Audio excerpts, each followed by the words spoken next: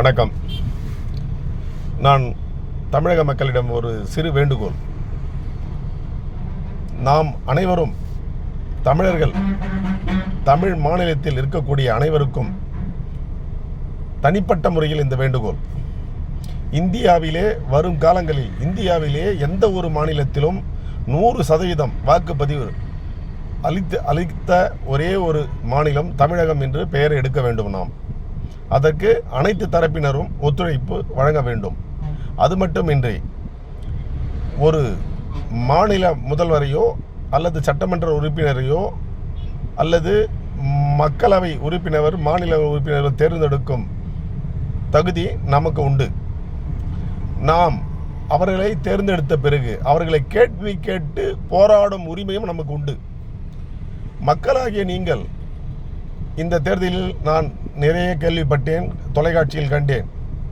அங்கங்கு சாலை வசதி இல்லை, போக்குவரத்து வசதி இல்லை, நாங்கள் வாக்களிக்க மாட்டோம் என்று தேர்தலை புறக்கணித்திருக்கிறீர்கள். இது மிக மிக தவறு.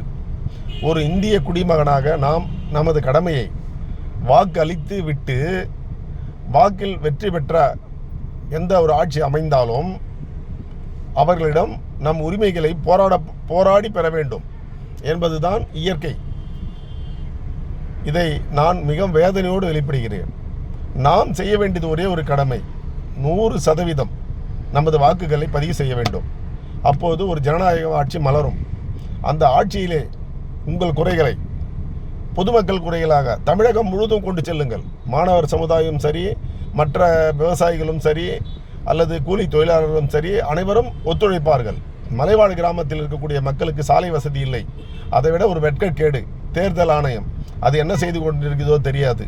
ஒவ்வொரு தேர்தலுக்கும் கழுதையின் மேலும் குதிரையின் மேலும் வாக்கு பெட்டிகளையும் வாக்கு இயந்திரங்களையும் அழைத்து செல்லும் அதே தேர்தல் ஆணையம் ஏன் ஒவ்வொரு தேர்தலும் அந்த இடத்தில் கழுதை மேல் செல்ல வேண்டும்? கழுதையே சுமந்து செல்லக்கூடிய பாதையிலே மக்கள் வசிக்கிறார்கள்.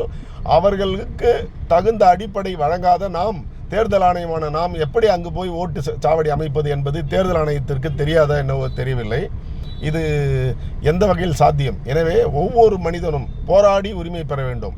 அங்கு போராட்டங்கள் நடத்தப்பட வேண்டும். இதுதான் புரட்சியை தூண்டுகின்றான் என்றால் என்மேல் வழக்கு பதிவு செய்யட்டும். அதை பற்றி நான் கவலைப்படுவதற்காக இல்லை.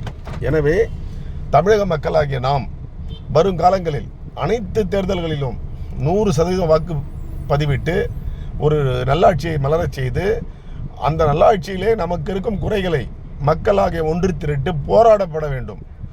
அதாவது ஒரு சட்டமன்ற உறுப்பினரை தேர்ந்தெடுத்தால் அவரின் வீட்டின் முன்பாக தர்ணா செய்யுங்கள், போராடுங்கள், எங்களுக்கு இந்த அடிப்படை வசதிகளை செய்து கொடுங்கள் என்று கேளுங்கள். கேட்கும் உரிமை உங்களுக்கு உண்டு, செய்ய வேண்டிய கடமை அவர்களுக்கு உண்டு என்பதை நான் உங்களுக்கு இங்கே தெளிவுபடுத்திக் கொள்கிறேன். எனவே தயவு கூர்ந்து ஓட்டை புறக்கணிக்க வேண்டாம்.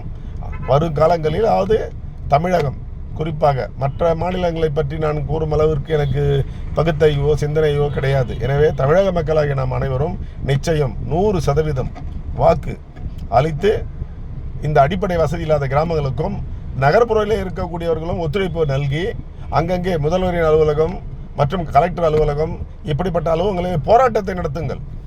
இதுதான் தீவிரவாதம், இதுதான் புரட்சி என்றால் அதை பற்றி கவலைப்படாதீர்கள். உங்கள் அடிப்படை உரிமைகளை போராட நீங்கள் செய்ய வேண்டியதெல்லாம் 100% வாக்களித்து ஒரு நல்லாட்சியை தேர்ந்தெடுத்த பிறகு உங்கள் அடிப்படை வசதியை போராடுங்கள். அதற்கு நாங்களும் துணை நிற்கிறோம். நன்றி, வணக்கம்.